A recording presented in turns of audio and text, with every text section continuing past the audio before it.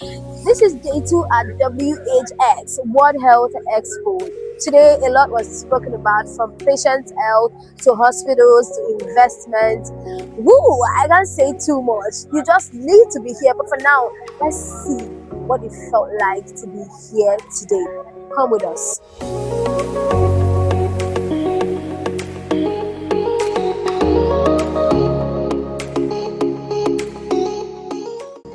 And one of the key things that he was able to establish, I mean, we were pioneers at the time, I dare say, of digital technology, of public-private partnerships that the federal government now started to adopt.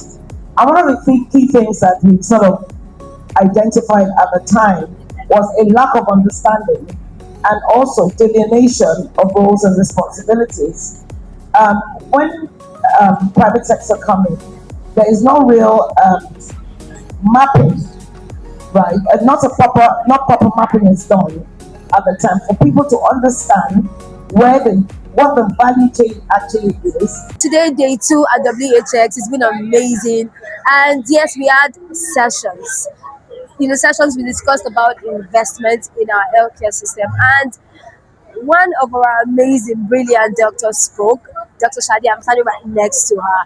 And I wanted to find out how we can leverage on investment partnership in this part of the world regarding our healthcare system here, the accessibility, sustainability, and efficiency. Okay, thank you very much. My name is Dr. Shade Adebanjo. Yes, I was a panelist at the just concluded session on leveraging investments in the healthcare space.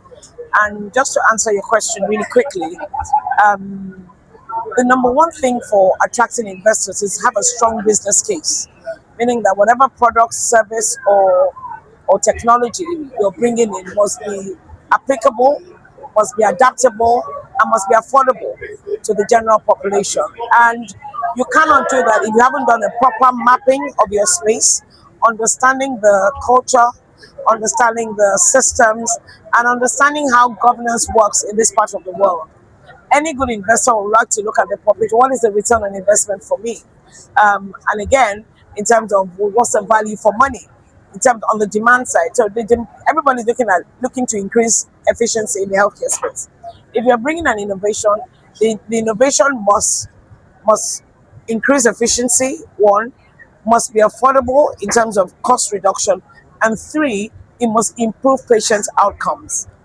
If whatever the service, the innovation, the technology, if it's not doing any of these three things, or doing all three things at the same time, there's no business case for it. Therefore, you cannot really get the investors you're looking for.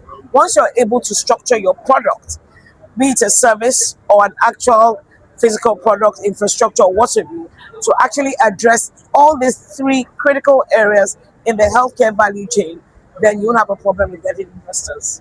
Thank you so much, Ma. It was amazing talking to you.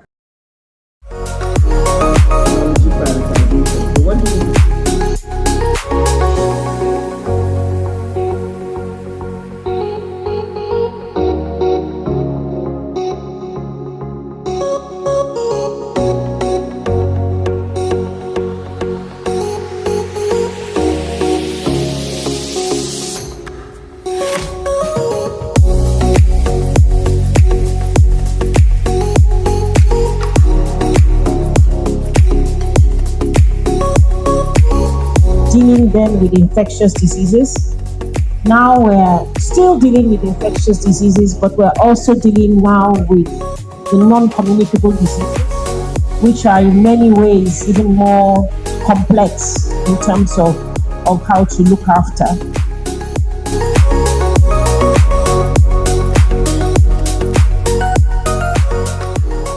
Semi-automated immunoassay, fluorescence immunoassay. And then here we have a manual one. What we didn't carry is our fully automated immunoassay. Now, the difference between these two is the number of tests you can do per time. This being a manual one, you'll be able to do one test per time, but it gives you room for external incubation, whereby whenever you're having one test running, you can incubate the rest of the test externally. And then this one now, you're able to do 24 tests at a time.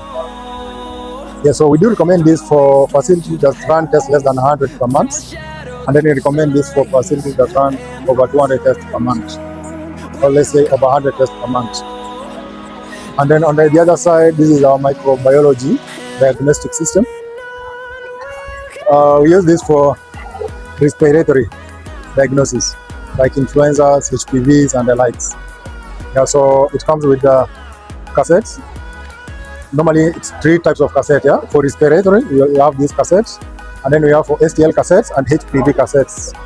And what we're able to see here, these are the conditions we are able to test under this. Yes, so one thing maybe you've seen us quoting about quantum dot technology. Most machines don't come with this, and these are machines that are light sensitive. Huh? And a slight difference in light, it can trigger difference in results. But now having this quantum dot technology, it stabilizes the light, so the machine cannot be affected by external lights. Yeah.